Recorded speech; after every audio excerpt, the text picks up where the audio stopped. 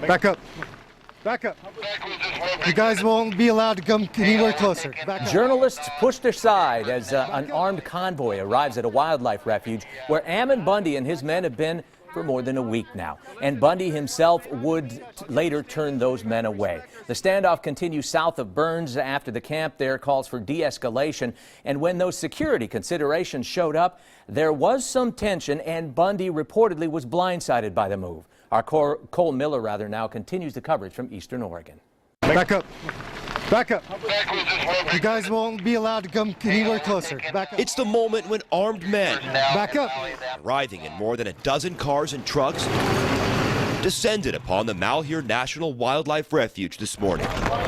It all happened minutes after Lavoy Finicum, speaking for the militia holed up at that refuge for a week now and led by Ammon Bundy, had this to say. That we would like to also see a greater de-escalation of tensions in town. Back up. And this is how we will do things when we're in town here.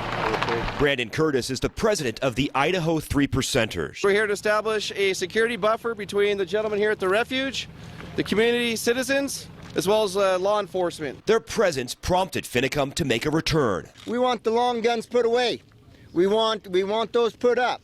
Okay, we don't want things to look threatening. Joseph Rice with the Pacific Patriot Network, his men here too, also spoke out. And while he says he doesn't support the occupation, what has happened though is it started a dialogue and a discussion. What we're looking for is to start moderating a peaceful resolution. When leadership from both those groups went into the refuge here to meet with Bundy, a liaison tells us Bundy was, quote, blindsided and asked those armed guards to leave. We don't need you. It's the last thing we need or want here now. I'm told before they left, they gave Bundy a copy of what they're calling the Articles of Resolution, which address grievances. I asked for a copy, but was told none were available. We have put out Articles of Resolution. We later found the convoy at the Burns Municipal Airport, talking with the FBI there about those articles. You understand that from our perspective too, you can't walk up and tell us how we're going to do this. No. You understand? No. I agree, it has to be a mutual thing. Those agents said they'd pass the message along and up the chain of command. Brandon, do you care to just kind of sum up the meeting that you had here now?